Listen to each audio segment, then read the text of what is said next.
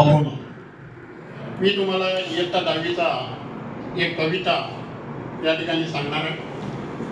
तर प्रथमतः मी पूर्वज्ञान जागृत करणार आहे विद्यार्थ्यांचं. कविता समजाही तुम्हाला सांगायचं तर संतवाणी ही एक कविता घेणार आहोत. धरीला पंढरीचा तो या ठिकाणी लेखन करतोय. पण विद्यार्थ्यांना प्रथमतः विचारायचं की महाराष्ट्र ही संतांची भूमी आहे. महाराष्ट्र ही संतांची भूमी आहे आणि महाराष्ट्रामध्ये कोणकोणते संत होऊन गेले विद्यार्थी काही सांगतील. कोणकोणते होऊन गेले तुम्ही सांगा. मी एक समजा आता इथं विद्यार्थ्यांची भूमिका या ठिकाणी निवडत आहे. मी जेव्हा प्रश्न विचारतो त्या प्रश्नाची उत्तरे दे म्हणजे त्याच्यावरून कन्व्हर्शन होईल. सांगा.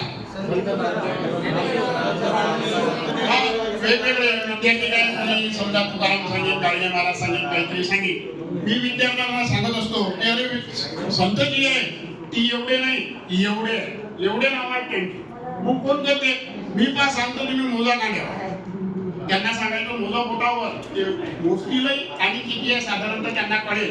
जेव्हा साहेब वगैरे कोणी आलं तेव्हा त्यांना सहज सांगते त्यातले 3 जे आहे. कारण आता विद्यार्थी एकही सांगत नाही. बरोबर आहे. कधी कधी 2 सांगतात 3 सांगतात.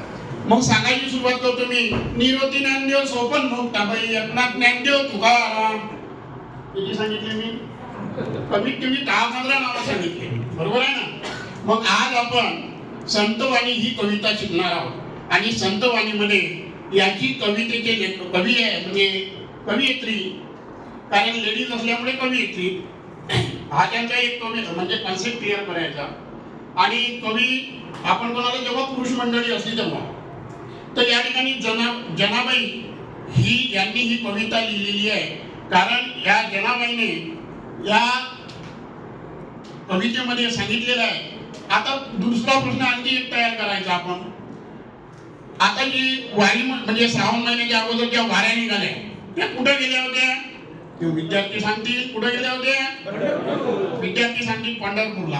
पंढरपूरला कोणाचं देवस्थान आहे विठ्ठलाचं. म्हणजे आपण इथपर्यंत येऊन ठेवलो की चला आपल्याला आता विठ्ठलाची माहिती पाहायची आहे. आणि याचे कवयित्री आहे संत जनाबाई. जनाबाईनं काय सांगितलेलं आहे विठ्ठलाच्या भक्तीविषयी ती इतकी आतुर झालेली आहे की तो म्हणजे मी म्हणजे आम्ही एकच आहोत या ठिकाणी ते सांगत आहे. तर आपण थोडीशी मग कवितेचं गायन करणार. आता या ठिकाणी इकोसिस्टीम नाही. आता मी शाळेमध्ये आमच्या इकोसिस्टीमही आहे आणि त्या ठिकाणी मी गायन करतो. कारण माझा विषय मेन मराठी आहे. कोणता विषय मराठी. आणि मराठी व्यामोय हा माझा विषय मी इतर भाषेचा नाही आहे. तर पहा या ठिकाणी मी थोडक्यात सांगतोय.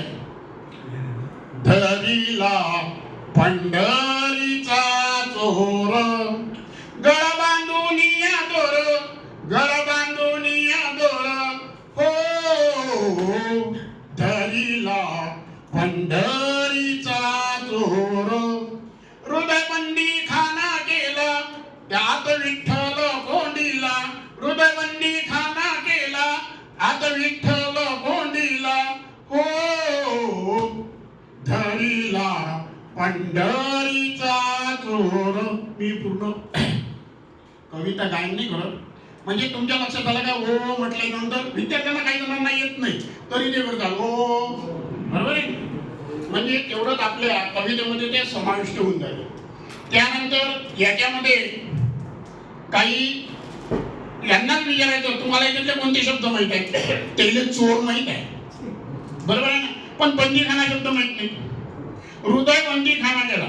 आता बंदीखाना म्हणजे नेमकं काय त्या विद्यार्थ्याला जर सांगायचं असेल तर बंदीखाना म्हणजे त्यांना म्हणायचं पोलीस स्टेशन पाहिलं काय ऐकलं काय पाहिलं काय तर विद्यार्थी नाहीच म्हणणार. पण ऐकलं का पोलीस मग तिथं कुठं आपल्याला याच्यात टाकतात तेवढा कैद करतात. मग या जनाबाईनं विठ्ठलाला आपल्या हृदयामध्ये कैद केलेलं आहे. काय केलेलं आहे कैद केलेलं आहे की तू कुठं जाऊ नये. तिने आपल्या भक्तीच्या जोराने कोणत्या जोराने गळा बांधून या दोर. इथं गळ्याला दोर नाही मारली त्याला काही फाशी दिली नाही. तिनं भक्तीच्या जोराने त्या विठ्ठलाला म्हणजे बांधलेलं आहे आणि आपल्या हृदयामध्ये समाविष्ट केलेला आहे. कारण ती अतिशय त्याच्यामध्ये भक्तीमध्ये खूप अतिशय तल्लीन झालेली. हा त्याच्यामधला एक भाग आहे. त्याच्यातला एक साधारणतः मी सारांश सांगितला.